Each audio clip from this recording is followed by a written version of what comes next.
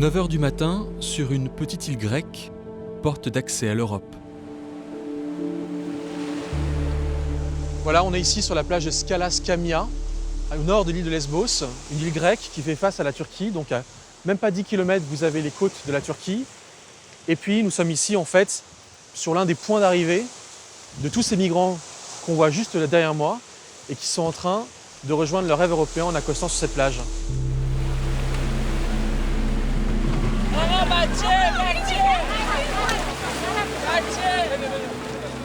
En une matinée, sous nos yeux, environ 300 Irakiens, Afghans et surtout Syriens vont accoster, accueillis par des humanitaires.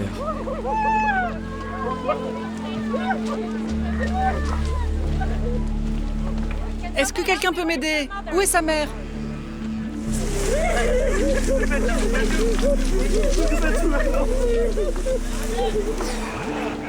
Cette arrivée en Europe, c'est un soulagement.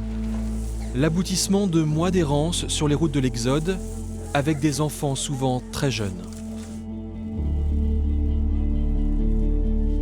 Qu'importe les gardes-côtes turcs, les dangers de la traversée, les 3 à 4 000 $ dépensés pour fuir Bachar el-Assad ou Daesh, le rêve européen était à ce prix. Habiboullah, un jeune étudiant afghan de 22 ans, a quitté l'Afghanistan il y a un mois. Son rêve, c'est l'Allemagne. D'Afghanistan, j'ai dû aller au Pakistan. Puis nous avons traversé l'Iran et la Turquie. Et maintenant, nous sommes ici. C'est un voyage très long et très dangereux. Je veux étudier en Allemagne et vivre en paix. Plus en paix qu'en Afghanistan. Je veux étudier et passer le reste de ma vie à faire de la programmation informatique. Nous espérons qu'on nous acceptera et nous essaierons d'être des bons citoyens. C'est notre espoir. Voilà un an que l'Europe vit la plus grave crise migratoire depuis la fin de la Seconde Guerre mondiale. Sur cette plage, une sensation de déferlement l'emporte. Elle est aussi véhiculée par la plupart des médias. Revenons maintenant sur le problème des migrants. Qui continuent à arriver par milliers dans le sud de l'Italie. Ce flot ininterrompu de migrants. Face à l'afflux massif de migrants, des femmes, des hommes, des enfants continuent d'arriver. Avec une conséquence, l'Europe tend à se barricader.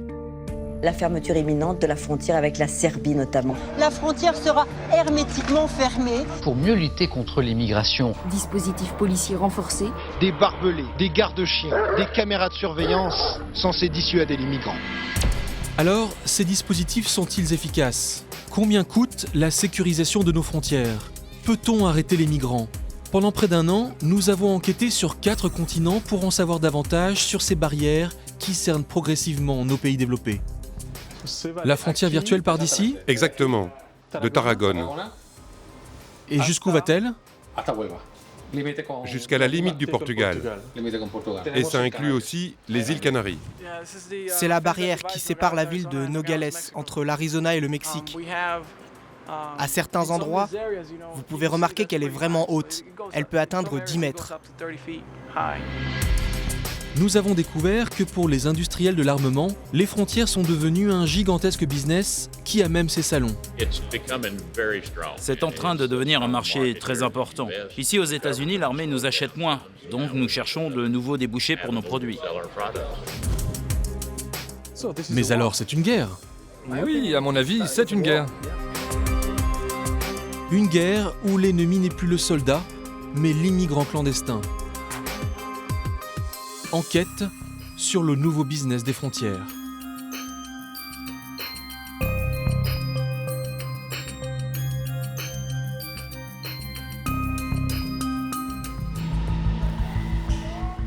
Faire la guerre aux immigrants clandestins, cela supposerait d'abord de savoir combien ils sont. La question est politiquement sensible. Pour la gauche, l'Europe serait capable d'en accueillir davantage. Pour l'extrême droite, au contraire, ils seraient beaucoup trop nombreux et il y en aurait de plus en plus. Depuis les années 2000, un chiffre circule dans toute la presse. Il y aurait 8 millions d'immigrants clandestins en Europe. Mais ce chiffre correspond-il à la réalité? Les médias citent tous une source, la Commission européenne. nous retrouvons un communiqué de la Commission. Daté de 2009, il estime effectivement que jusqu'à 8 millions d'immigrants clandestins résideraient en Europe. Nous avons demandé à la Commission européenne d'où vient ce chiffre. Après plusieurs semaines d'attente, nous rappelons un responsable de la communication et là, surprise. J'ai interrogé mes collègues, mais j'ai pas eu de retour pour savoir d'où venaient ces chiffres en fait, malheureusement. Mais comment ça se fait que l'Union européenne ne puisse pas me préciser l'origine de ce chiffre? Parce qu'il tourne dans tous les rapports, il est repris par les agences officielles. Donc je suis quand même un peu étonné qu'on ne puisse pas tracer l'origine de ce chiffre. Alors après, comment on peut estimer le nombre d'illégaux? Peut-être la police fait ça, non? Enfin voilà, je sais pas d'où sort ce chiffre. Bah, moi non plus. Alors, j'espère qu'on n'a pas retransmis des erreurs. Ce serait embêtant, quoi. Pour creuser d'où vient le mystérieux chiffre de Bruxelles, nous allons nous tourner vers les spécialistes de l'immigration en Europe, Frontex. C'est une agence créée par l'Union européenne en 2005 pour protéger ses frontières. Sorte de police européenne, elle est en première ligne sur le front de l'immigration clandestine. Dans son rapport de 2014, Frontex mentionne, elle aussi, ce chiffre de 8 millions d'immigrants clandestins.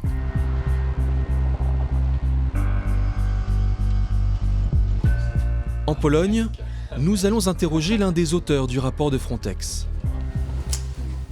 Alors, sur le chiffre de 8 millions, pour tout vous dire, moi j'essaie de remonter ce chiffre-là. Frontex les reprend, et pas seulement Frontex, d'autres, mais ça crée un contexte où on a envie de savoir d'où viennent ces chiffres, parce que ce sont des chiffres qui sont repris dans tous les médias. Je crois que je l'ai pris dans un rapport de la Commission européenne, et ça a circulé à un moment. Je sais plus. Bon. D'accord. On n'a pas investi peut-être suffisamment de temps dans l'analyse de ces chiffres et dans la rigueur de ces estimations. On les a juste notés. Pour donner un petit peu de contexte, on rapporte la fourchette un petit peu qui circule. Ce n'est pas notre travail d'établir la véracité de ces chiffres. Visiblement, ni Frontex ni la Commission européenne n'ont vérifié leur fameux chiffre de 8 millions d'immigrants clandestins. Alors, est-il fiable? Pas sûr. En 2009, une vingtaine d'experts démographes indépendants publient Clandestino, le rapport le plus récent et le plus complet sur la question. Dans leurs recherches, ils comptabilisent moins de 4 millions d'immigrants clandestins, pas 8 millions. Nous prenons donc rendez-vous avec l'une des chercheuses indépendantes qui a rédigé ce rapport.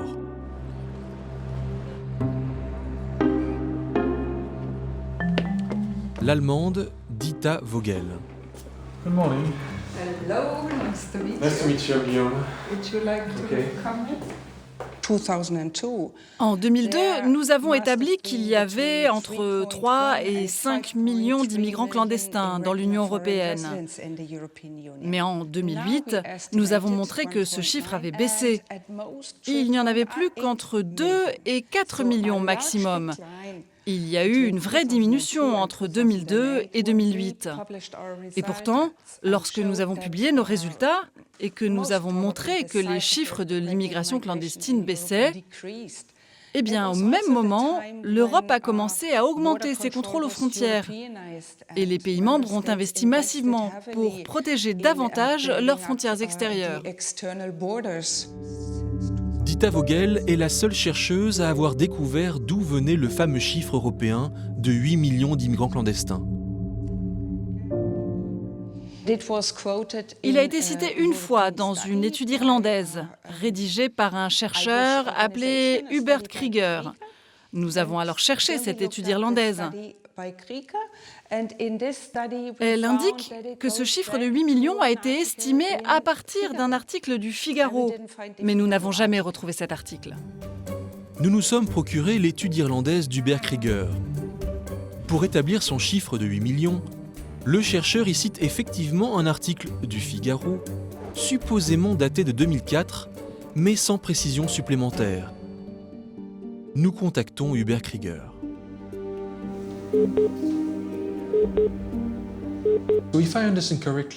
Si je comprends bien, le Figaro avait parlé de 4 à 5 millions de clandestins pour l'Europe des 9, et vous avez extrapolé à 8 millions pour l'Europe des 25. C'est bien comme ça que vous avez créé ce chiffre ? Oui, c'est vrai, c'était de la pure spéculation, et je me sens un peu coupable. Ce chiffre s'est faufilé dans le rapport, et ce n'était clairement pas du très bon travail de ma part, vraiment. Et vous ne saviez pas que tout le monde vous reciterait et que 10 ans plus tard, votre chiffre deviendrait une référence? Bah non, je suis étonné d'avoir été autant repris. 8 millions d'immigrants clandestins, le chiffre avait donc été élaboré par un chercheur un peu au pif. Et pourtant, c'est bien ce chiffre fantaisiste que tous les médias reprennent depuis des années. C'est incroyable, non? Les gens citent le chiffre de 8 millions encore et encore, et cela le crédibilise, le fait d'être cité à tout bout de champ. Je crois que pour les industriels de la protection des frontières, c'est bon lorsque des chiffres élevés circulent. Cela renforce l'idée qu'il faudrait investir toujours davantage dans la sécurisation de nos frontières.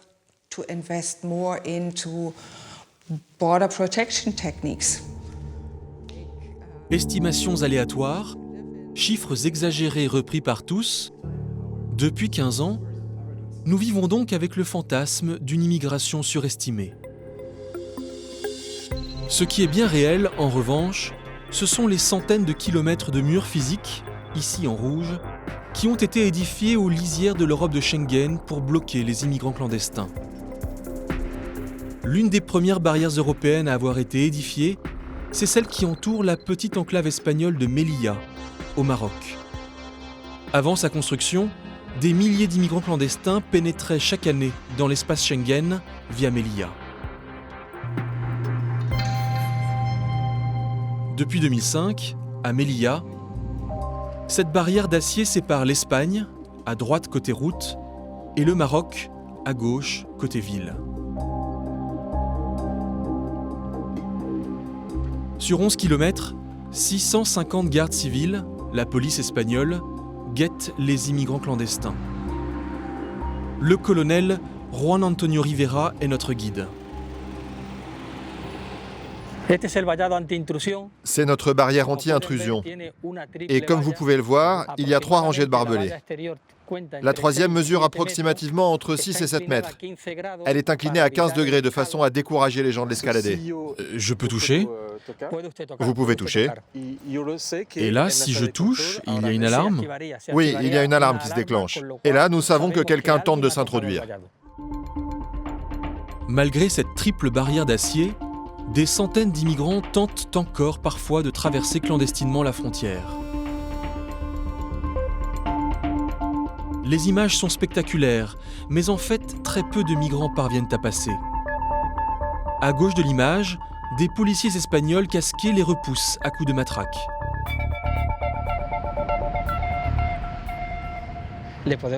Je peux vous dire très clairement qu'il y a un avant et un après. Cette année, malgré les intrusions, il y a seulement 150 personnes qui sont passées. Avant, c'était autour de 2000 ou 2300 par an. Une frontière assez hermétique donc, mais à quel prix? En 2005, la modernisation de ces 11 km de barrières a coûté 33 millions d'euros, soit presque 3 millions d'euros au kilomètre. Mais il y a aussi les coûts d'entretien. D'après ce rapport du ministère de l'Intérieur espagnol, il s'élève à 14 millions d'euros depuis 2005, soit plus de 154 000 euros par an et par kilomètre. Une fortune. À ce prix-là, si on voulait généraliser le mur de Melilla aux 7700 km de frontières terrestres de l'espace Schengen, cela coûterait au moins 2000 milliards d'euros. Et encore, sans compter les 42 000 km de frontières maritimes, ni le coût d'entretien de l'ensemble. Infinançable.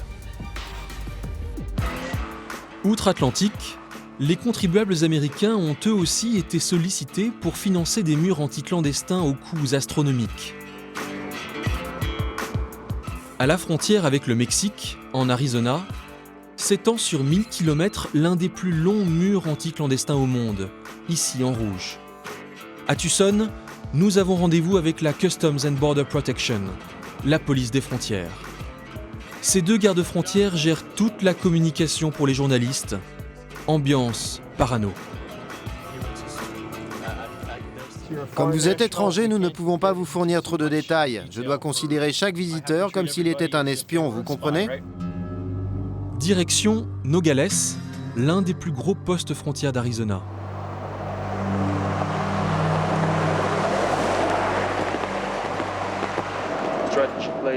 C'est un endroit stratégique pour le contrôle des frontières? Oui, c'est l'un des endroits du pays où l'on recense le plus de passages. À Nogales, la frontière est forcément dans tous les esprits. Elle coupe la ville en deux. Donc ça, c'est la barrière.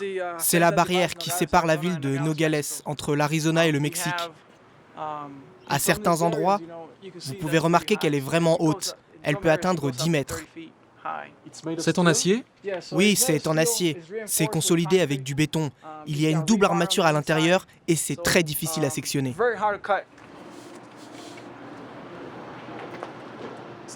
Cette barrière coûte plusieurs millions de dollars par kilomètre.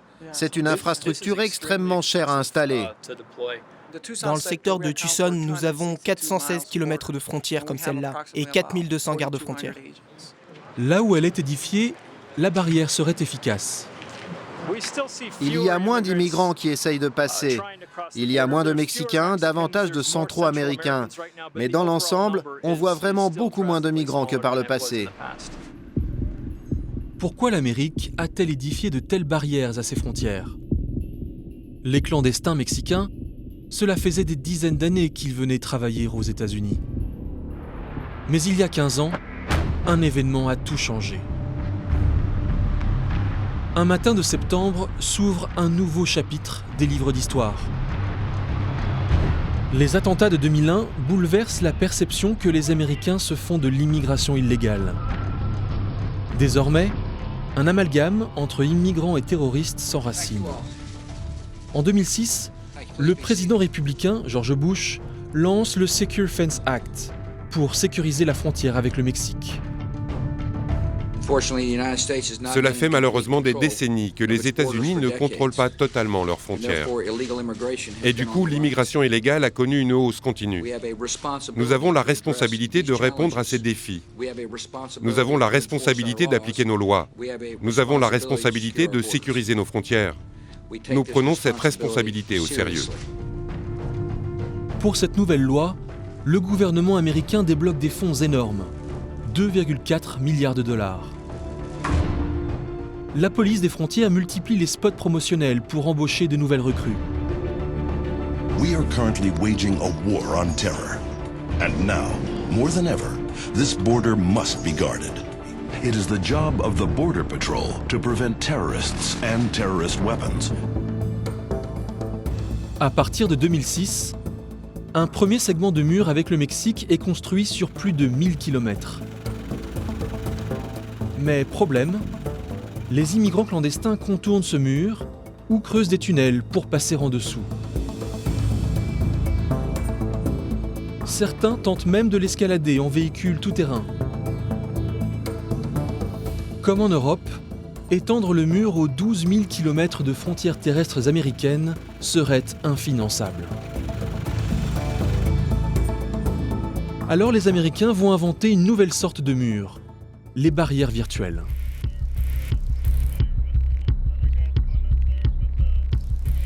Tous les ans, la capitale de l'Arizona accueille un salon un peu particulier. Voilà, on est à Phoenix, en Arizona, et on est à l'entrée du plus grand salon spécialement dédié à la sécurité des frontières. Ça s'appelle Border Security Expo. Et on va voir ce qu'ils ont à nous vendre. Ici, la crème des industriels de l'armement s'est donné rendez-vous pour vendre des technologies de guerre et autres gadgets futuristes. Mais l'ennemi ne porte pas de tenue de combat. Ce n'est plus un soldat, c'est un civil, l'immigrant clandestin. Pour le traquer, un arsenal électronique, biométrie, caméras thermiques, radars ou drones. Je peux essayer ? Bien sûr. Ça ressemble à un joystick de Nintendo, sauf que c'est pour courir après les migrants. So tell me. Prenez la manette et bougez cette molette. Comme ça ? Oui. J'ai remarqué un truc assez étonnant, je suis très curieux de savoir ce que c'est. Qu'est-ce que c'est alors? Je remarque ce truc là qui roule par terre, qu'est-ce que c'est? Donc c'est une balle de surveillance. Tu peux mettre tes caméras dedans, des senseurs. Et après avec ça, on peut aller dans la mer, sur la terre, dans la neige, dans le désert, plein de terrains différents pour faire de la surveillance. Mais donc ça a vocation à être utilisé notamment pour la surveillance des frontières? Oui, voilà. C'est un drone, n'est-ce pas? Oui, c'est un système aérien robotisé. Vous le mettez dans un sac à dos, vous l'emmenez avec vous, et vous pouvez l'assembler sur le terrain. Et ça, ce sont des capteurs que vous enterrez dans le sol. Ils détectent des activités sismiques et acoustiques. Nous avons ce drone quadcopter qui est complètement autonome. Et vous pouvez déployer cet engin à la frontière et surveiller des flux d'immigration illégale? Exactement. En fait, ce sont des technologies militaires qui sont maintenant employées pour la sécurité nationale. Mais alors c'est une guerre? Oui, à mon avis, c'est une guerre. Une guerre qui rapporte beaucoup d'argent aux industriels de l'armement.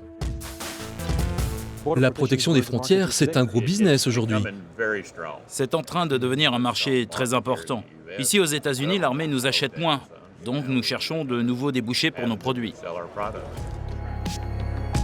Les technologies de pointe pour lutter contre l'immigration illégale, cela pèse aujourd'hui près de 20 milliards de dollars par an. Mais est-ce que cela marche? En 2007, près de Tucson, les Américains déploient une barrière virtuelle électronique appelée SBI, Secure Border Initiative. Radar, caméras à long rayon d'action, détecteurs de mouvement, le fabricant, Boeing, se frotte les mains. À terme, il espère équiper les 3200 km de frontières virtuelles avec le Mexique, un marché de près de 7 milliards de dollars. Mais la machine va s'enrayer, car SBI n'est pas très efficace. C'est ce que révèlent très vite plusieurs enquêtes de la Cour des comptes américaine. Trop sensibles, les radars se déclenchent dès que des gouttes de pluie coulent sur l'objectif des caméras. Ils confondent les feuillages des arbustes agités par le vent avec des immigrants clandestins. Ils ne différencient pas toujours les animaux et les humains. Pour couvrir toute la frontière, les travaux dureraient 320 ans et coûteraient près de 40 milliards de dollars. En 2010, même les républicains reconnaissent l'échec du projet. Il y a eu un manque de supervision des travaux. Il y a eu un manque de prise de responsabilité. Et selon la plupart des rapports, cette barrière virtuelle qui a déjà englouti des centaines de millions de dollars prélevés sur l'argent des contribuables s'est avérée un échec total. En 2011, SBI est suspendu. La barrière virtuelle le long de la frontière avec le Mexique est morte. Le projet a déjà coûté aux contribuables plus d'1 milliard de dollars. 1 milliard pour couvrir seulement 85 km sur les 3200 km de frontière avec le Mexique. Les frontières virtuelles seraient donc un leurre. Et pourtant, en 2011, l'Arizona remettait 1,5 milliard de dollars sur la table pour un nouveau projet de surveillance. Visite du nouveau dispositif avec nos gardes-frontières de Tucson.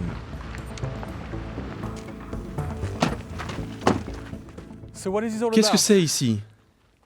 C'est une nouvelle tour. Nous en avons plusieurs comme celle-ci qui sont déployées dans la région de Nogales. Tout là-haut, vous pouvez voir une caméra de jour et une caméra de nuit infrarouge. Et cette caméra, elle peut détecter un immigrant à l'autre bout de la vallée? Oui, jusqu'aux montagnes là-bas. Vous pouvez également le faire avec une paire de jumelles. Mais ces caméras sont beaucoup plus efficaces. Grâce au radar, nous sommes capables de tout distinguer. Et au final, il y aura combien de tours? Je prévois qu'il y en aura au moins une trentaine, mais cela dépendra des budgets, des besoins, des autorisations. Disons que c'est dans les cartons. Mais là encore, en 2014, la Cour des comptes américaine a estimé que cette nouvelle barrière virtuelle ne présentait pas assez de garanties d'efficacité. Du coup, les industriels de l'armement ont imaginé une frontière du troisième type, une frontière aérienne. C'est l'affaire des drones Predator. Dans les années 2000, ces avions sans pilote avaient été employés pour des bombardements en Irak et en Afghanistan. En 2006, leur concepteur, General Atomics, en a recyclé une dizaine en chasseurs d'immigrants clandestins à la frontière mexicaine. Coût de chaque drone, 17 millions de dollars. Budget total depuis 2006, 360 millions de dollars. Problème, d'après un rapport du département de la sécurité intérieure, les drones seraient ruineux et peu efficaces. Première découverte, les coûts des patrouilles aériennes ont été sous-estimés. Le coût d'utilisation d'un drone avait été annoncé à 2 468 $ par heure de vol. Or, nous avons calculé que le coût réel est actuellement de 12 255 $ de l'heure. Les autorités avaient tout simplement omis d'inclure les salaires des pilotes. Deuxième découverte, les drones se sont révélés quasiment inefficaces. En Arizona, ils ont permis moins de 2% des arrestations de migrants illégaux. Au Texas, c'est encore moins. Sur plus de 154 000 interpellations, seuls 111, soit 0,07%, ont été réalisées grâce aux drones Predator. Les conclusions du département de la sécurité intérieure sont sans appel.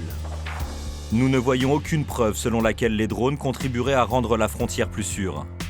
Et il n'existe à ce jour aucune raison de dépenser davantage l'argent des contribuables. Alors, pourquoi les gardes-frontières américains continuent-ils à recourir à ces drones, hors de prix et inefficaces?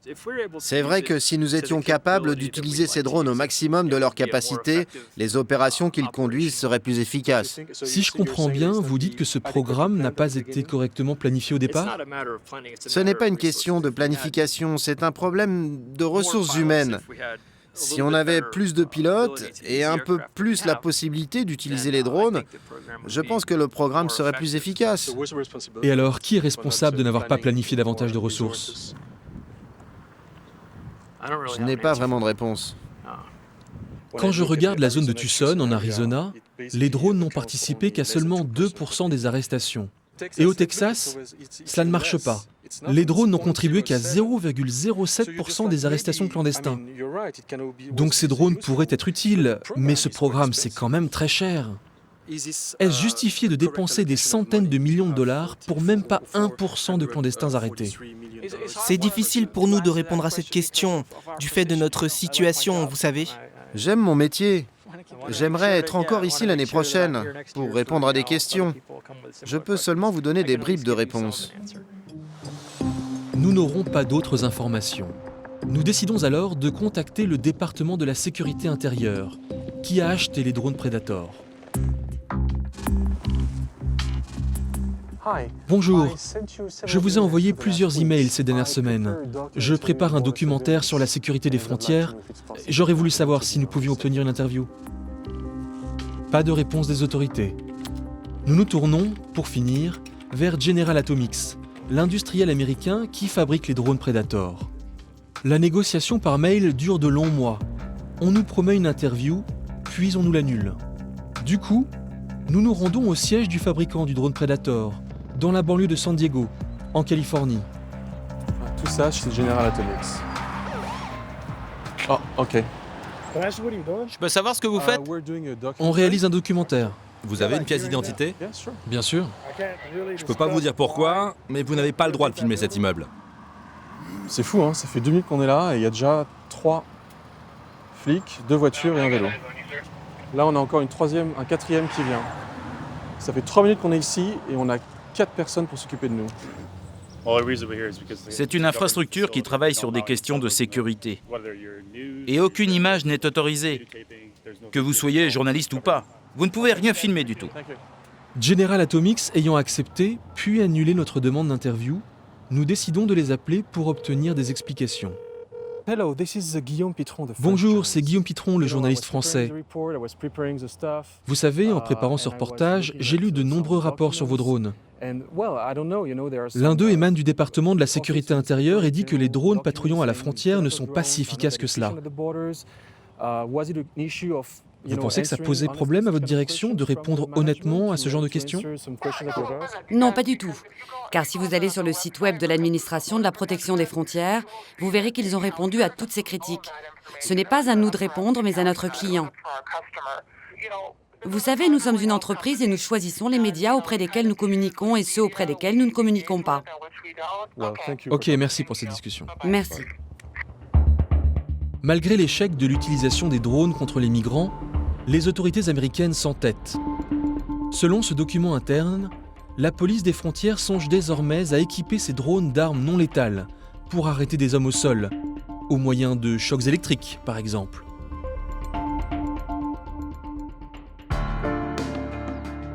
L'Europe va-t-elle, elle aussi, succomber aux sirènes des frontières virtuelles?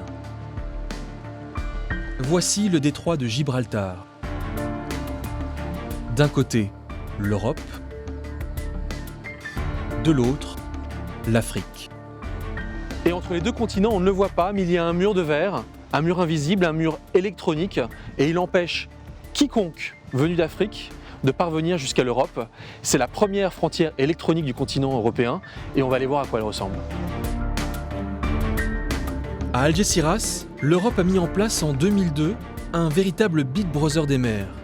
C'est le programme SIVE, pour Système intégré de vigilance extérieure. C'est par là? Rencontre avec le commandant de la police locale.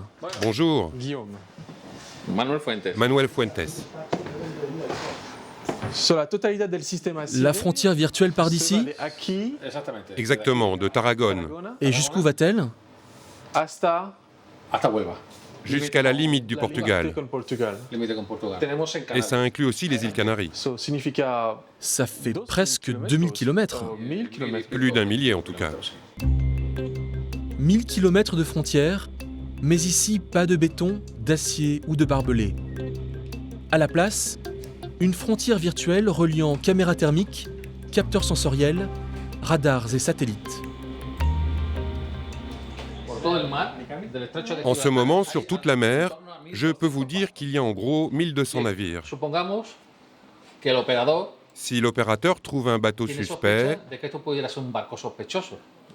alors ce qu'il fait, il se met là-dessus,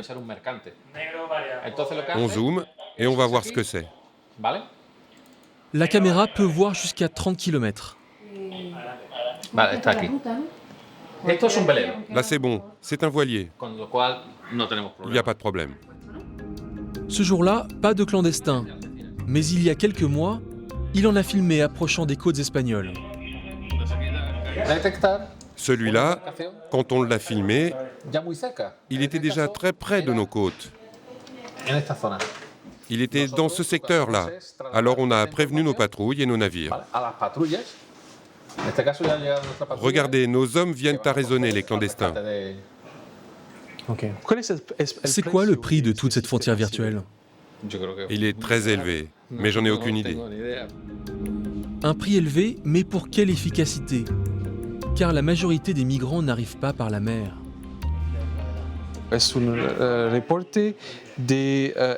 J'ai là un rapport du Conseil de l'Europe qui montre que la majorité des immigrants clandestins entrent par les aéroports de façon légale, avec un visa.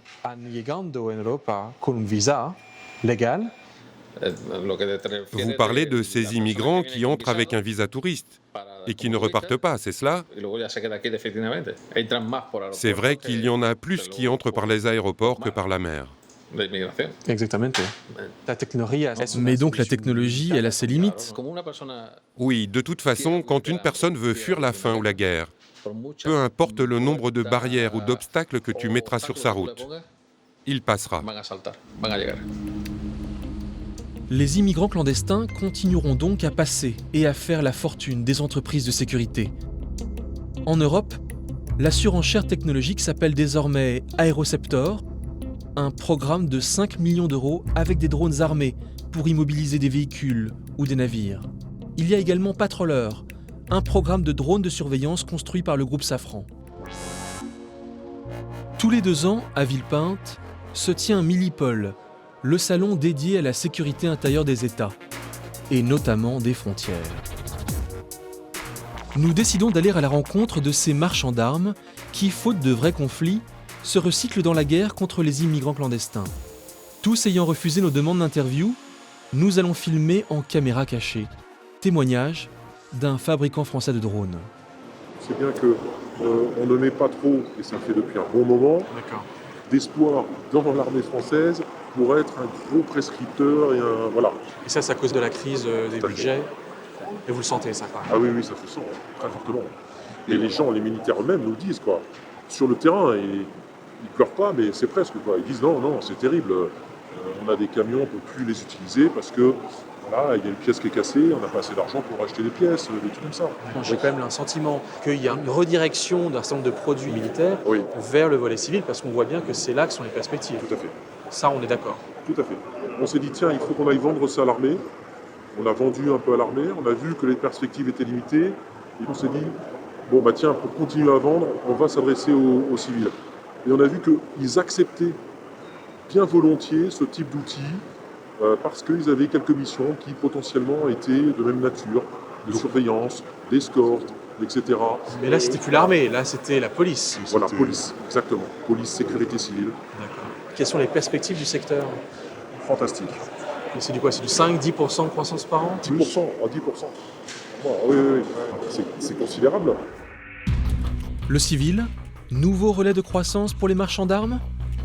Aux États-Unis, pour vendre toujours plus, ils cherchent à influencer les politiques, quitte à faire exploser leurs dépenses de lobbying. Le démocrate texan Henry Cuellar a longtemps été vice-président du Drone Caucus, un groupe de 50 députés défendant l'industrie du drone à Washington. Depuis des années, il vante inlassablement l'idée que ces avions sans pilote seraient efficaces contre les immigrants clandestins. Nous avons besoin d'avoir des yeux dans le ciel. Je crois qu'il faut utiliser ces nouvelles technologies qui ont déjà été testées, car gardez à l'esprit qu'elles ont fait leurs preuves en Irak, en Afghanistan, et qu'elles ont fourni beaucoup d'informations et de soutien à nos militaires. Et du coup, nous pouvons agir de même pour nos gardes-côtes et nos gardes-frontières, ici aux États-Unis. Amoureux des drones, et pas par hasard. Ces campagnes électorales, Henry Cuellar les a notamment faites financer par des industriels de l'armement comme Honeywell, Boeing, mais aussi General Atomics, le fabricant des drones Predator. General Atomics a-t-il influencé des élus pour faire acheter des drones inutiles? Apprenant qu'Henry Cuellar participe à un débat à Austin, au Texas, nous allons à sa rencontre. Bonjour, des questions se posent à propos des intérêts financiers au Congrès américain. Et lorsque j'ai regardé vos comptes de campagne, j'ai découvert que de nombreux industriels de la défense financent vos campagnes. C'est vrai. General Atomics, par exemple. Est-ce normal que d'un côté vous poussiez pour davantage de protection des frontières et davantage de technologie, et que de l'autre côté, vos campagnes soient financées par les mêmes industriels qui fabriquent ces mêmes technologies? Est-ce que c'est normal? Je reçois aussi des soutiens financiers de la part de professeurs, d'employés du secteur des postes, de docteurs, d'avocats. Je reçois des aides en tant que membre du Congrès qui est ouvert à la discussion avec des gens d'horizons différents. Je reçois même des soutiens financiers de la part des médias. Croyez-le ou non, eux aussi me financent. Ce qui se passe, c'est que je vis près de la frontière. Et donc, je sais mieux que d'autres ce qui marche à la frontière. Et en parlant aux gardes-frontières, en parlant avec les entreprises, l'industrie établie dans ma zone, et en parlant avec ces gens qui y ont vécu pendant longtemps, je regarde la meilleure solution pour protéger la frontière. Mais est-ce qu'en défendant le recours à davantage de drones, cela ne fait pas de vous un agent commercial de ces entreprises? Est-ce que vous avez des convictions, ou est-ce que c'est parce qu'il y a un financement derrière que vous défendez de telles politiques? À la base, c'est la manière dont nos campagnes sont financées ici. Mais je fais ce qui est dans le meilleur intérêt de mes électeurs à la frontière. J'ai une autre question à vous poser. Arrêtez de filmer, s'il vous plaît. Une dernière question, monsieur. Ne croyez-vous pas que les intérêts de l'industrie des drones au Congrès sont devenus trop importants dans la conduite de la politique américaine de surveillance des frontières? Non. Non, c'est fini, merci. Dans quelques années, rien qu'aux États-Unis, le budget fédéral consacré aux frontières pourrait représenter 46 milliards de dollars par an. En Europe, les industriels de l'armement vont parfois jusqu'à noyauter les instances politiques de décision.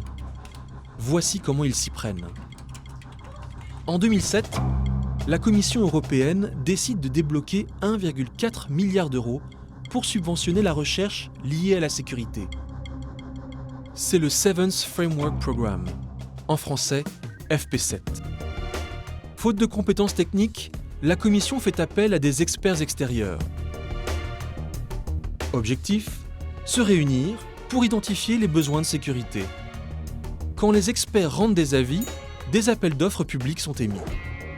Parmi les industriels de l'armement qui répondent régulièrement à ces appels d'offres, Airbus, Thales, Siemens ou Safran. Nous avons voulu savoir qui étaient ces experts qui influencent la politique européenne de sécurité. Selon la charte éthique du FP7, ce sont des personnalités indépendantes s'exprimant à titre personnel. Il y a des membres d'ONG ou des universitaires, comme le sociologue Reinhard Kreisel, mais aussi des experts payés par des industriels de l'armement. Exemple, Jean-Luc Zolesio de Thales, Giovanni Barantini de l'italien Finmeccanica, et voici Angelika Steimer de l'allemand Siemens. Pour résumer, des experts payés par l'industrie de l'armement participent à la préparation d'appels d'offres européens auxquels leurs employeurs répondent par la suite. Nous avons cherché à joindre ces experts, mais sans succès. Pour interroger leurs employeurs, retour à Milipol, le salon de la sécurité intérieure. Faute de réponse à nos demandes d'interview, nous filmons en caméra cachée. Sur le stand d'un industriel qui participe régulièrement aux réunions du programme FP7, nous tombons justement sur l'un de ces experts. Il va nous faire quelques confidences sur l'intérêt qu'ont les industriels à participer au groupe d'experts européens. On se passe au portillon pour être dans ces groupes d'experts parce que ça peut apporter un avantage concurrentiel. D'accord. Ce que je comprends avec ce que vous dites aussi, c'est que ça permet à l'industriel de peser fortement sur les orientations industrielles de la Commission européenne. Bien sûr, bien sûr, bien sûr. Et c'est vrai que je pense que le jeu de l'industriel en moyenne, c'est d'essayer d'améliorer sa position. On est là pour vendre, on n'est pas là pour... c'est pas la Croix-Rouge, il faut être honnête. On n'est pas ça que pour le bonheur, mais pour le... Oui, parce que alors, quand moi j'ai regardé un petit peu les minutes qu'on peut télécharger sur Internet, effectivement, il se dit beaucoup, alors c'est tout à fait officiel, les participants au groupe de travail ont participé à l'écriture des programmes d'orientation, quelquefois à l'écriture, me semble-t-il, aussi des appels d'offres. Qui en résulte. D'accord. Et quand vous dites alors dans l'espoir qu'effectivement ça puisse se transformer en contrat de recherche, en contrat industriel, ça marche ? Ça marche. Alors, sur ces sujets-là, je suis convaincu que ça marche. Et le fait que contrat de recherche remporté par ces gens-là, qui par ailleurs sont dans le groupe d'experts... C'est sûr, il y a un lien du fait qu'on connaît les gens, que les requirements ont été écrits par les personnes, etc. Oui, c'est lié. C'est lié. Finalement, un seul expert acceptera de nous accorder une véritable interview. Le sociologue indépendant Reinhard Kreisel. Quand il avait participé à des réunions du FP7, il avait été le premier surpris de la composition de son groupe. Le groupe auquel j'ai participé était soi-disant un groupe de personnalités indépendantes des intérêts de l'industrie. Si vous prenez le directeur général ou un responsable marketing d'un industriel de l'armement et que vous dites « il n'est pas ici pour représenter son employeur, il siège simplement en tant qu'expert indépendant juste parce qu'il a des connaissances techniques », vous êtes censé le croire. Mais je crois qu'il était très clair que la plupart des personnes salariées par les industriels étaient là pour défendre les intérêts de leurs employeurs. C'était évident. Mais tout cela n'était pas officiel, il y avait un problème ici. Non, officiellement, c'était un groupe d'experts indépendants. Cela sonne bien. Nous sommes tous des experts, nous sommes tous indépendants, mais bien sûr que personne ne l'est. Et certainement pas ces experts-là. Et certainement pas ceux-là. Ils soumettaient des idées d'orientation de recherche, ils étaient impliqués dans l'écriture des programmes annuels et biannuels, et bien sûr, de l'autre côté, ils soumettaient leurs appels d'offres dans le cadre d'un consortium d'industriels. Très souvent, lorsque vous avez un consortium très puissant avec à l'intérieur des acteurs majeurs tels que ADS ou Thales et d'autres, eh bien, ces grands projets, bien sûr, ils les gagnaient. Alors qu'ils étaient aussi impliqués dans l'écriture des appels d'offres. C'est comme un cercle, d'une certaine manière. Et qu'est-ce que vous pensez de tout ça ? Je pense que c'est un problème. Selon le sociologue, les industriels ne faisaient pas que participer à l'écriture des appels d'offres. Ils y répondaient aussi, et parfois, ils les remportaient. Est-ce grâce à la présence de leurs experts dans les instances européennes ? Difficile à établir.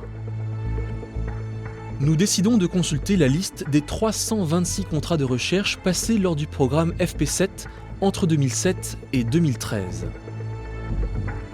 Il y a par exemple CBIA, un système de surveillance des côtes maritimes.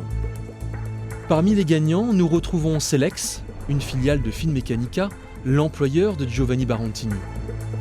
Et voici EFISEC, un programme d'équipement des postes de contrôle aux frontières. Et là, qui remporte l'appel d'offres? Nous retrouvons notamment Thales, l'entreprise de Jean-Luc Zolesio. Les industriels influenceraient donc directement les politiques européennes de sécurité des frontières, comme aux États-Unis. Nos demandes répétées d'entretien à la Commission européenne sont restées sans effet. Ce jour-là, à Amsterdam, son président, Jean-Claude Juncker, donne une conférence de presse. Nous en profitons pour l'interpeller. Monsieur Juncker, oui. Je suis Guillaume Pitron de Canal+. Oui.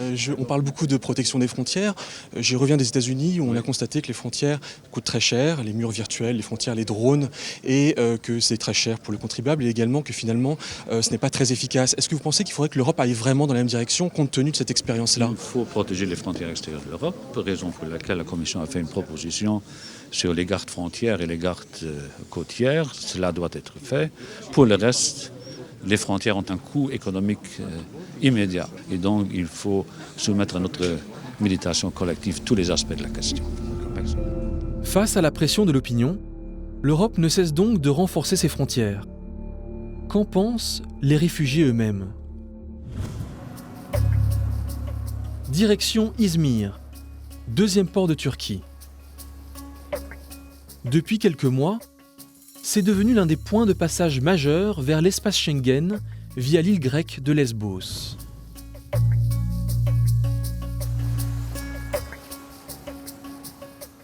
L'institution à Izmir, c'est le KV Café, un repère de passeurs et de migrants que l'actualité rend un peu parano.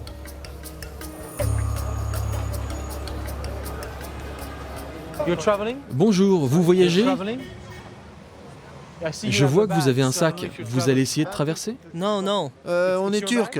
C'est votre sac? On est juste en vacances. Ils fuient tous à ma vue. Ils n'ont pas envie de se faire filmer. Parmi les migrants, nous rencontrons Wissam Abdul Jawad. Ce jeune Syrien était commercial chez un négociant de voitures japonaises, avant de fuir Damas il y a quelques semaines. C'est la deuxième fois que Wissam tente de rentrer en Europe. Cette fois, il compte rallier la Grèce par la mer. Moi, de la Grèce, j'ai prévu d'aller ensuite en Macédoine, puis en Serbie. Mais ensuite, en Hongrie, il y a une barrière maintenant. Exactement. Et là, vous trouverez un moyen de contourner la barrière? Oui, on a un autre chemin, bien sûr. Cela prend du temps, c'est fatigant, mais on fera de notre mieux. Si je comprends bien, les réfugiés s'adaptent au contrôle des frontières. Exactement. Vous ne pouvez pas arrêter les gens. Lorsque je suis en danger de mort, peu importe que je passe par ici ou par là, je veux juste atteindre mon but, par tous les moyens. Nous, les Syriens, on peut toujours se débrouiller. Ce n'est jamais un problème pour nous. Les grands gagnants du business des frontières, ce sont également les passeurs. Habitant d'Izmir, Ismaël travaille comme rabatteur pour des passeurs qui organisent les traversées. Pour chaque immigrant harponné, il se fait $100. Pour lui, plus nous sécurisons nos frontières, plus il y a d'argent à gagner.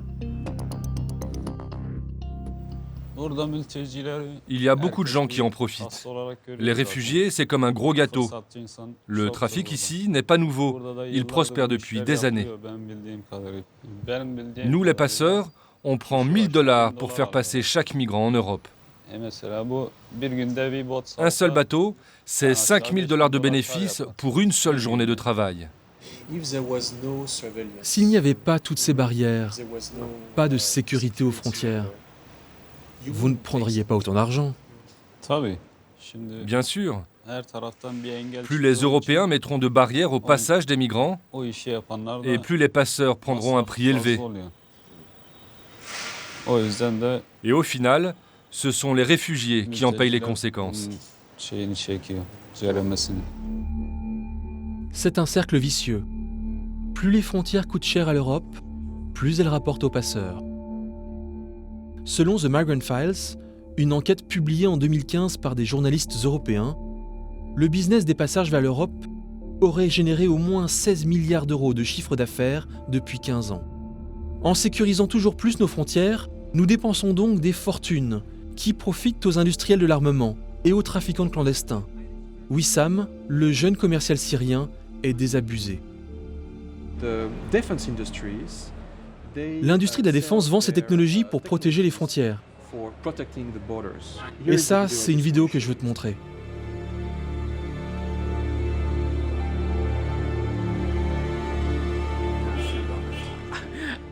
Oh non, mais c'est comme s'ils se préparaient pour la guerre. Et tout ça pourquoi? Pour nous arrêter?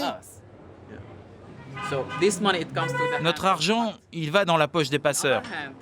Et de l'autre côté, l'Europe paie pour des technologies afin de nous empêcher de passer. Tout le monde y gagne. Et au final, les perdants, c'est nous. Nous y perdons notre argent, nous risquons d'y perdre notre vie, et nous mettons notre avenir en jeu. Après plusieurs semaines de voyage, Wissam a réussi à gagner l'Allemagne. Il est aujourd'hui à Leipzig, où il attend sa carte de séjour. Le business des frontières, c'est peut-être le prix à payer pour que nous, les habitants des pays riches, ayons l'illusion de vivre dans une forteresse imprenable, le rêve d'un continent emmuré dans sa peur.